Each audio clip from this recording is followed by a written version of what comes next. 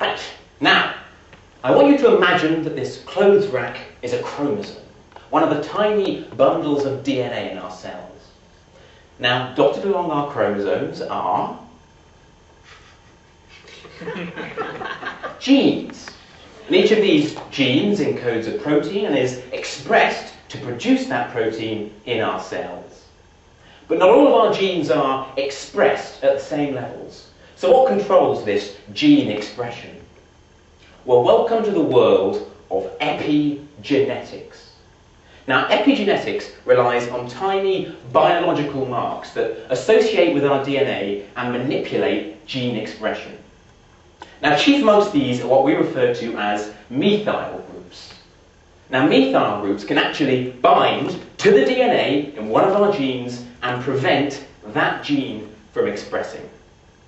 Now, unlike our DNA sequence, our genome, which is fixed and identical in all the cells in our body, our epigenome, these marks vary dramatically between different cell types. And intriguingly, the placement of these marks can actually depend upon our environment. So, for instance, if we smoke, there we go, put you on there. If we eat too many McDonald's, there we go. If we're stressed. And this leads to an even bigger question. Can these epigenetic marks, which are laid down in part in response to our environment and our lifestyle choices, can these marks be passed on to our offspring or our offspring's offspring, affecting their gene expression? Well, perhaps. Because a groundbreaking study in Sweden demonstrated a link between malnutrition in young men in the mid-1800s and a significantly increased life expectancy in their grandsons.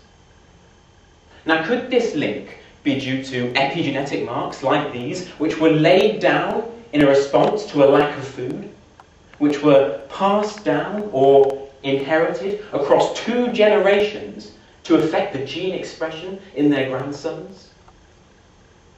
Well, there was no molecular evidence in this study to support this theory of epigenetic inheritance. And there's still a huge divide within the scientific community as to whether this happens in humans or not. And so only further research can really tell us whether our actions could affect the lives of our grandkids or our great-grandkids, all because of epigenetics.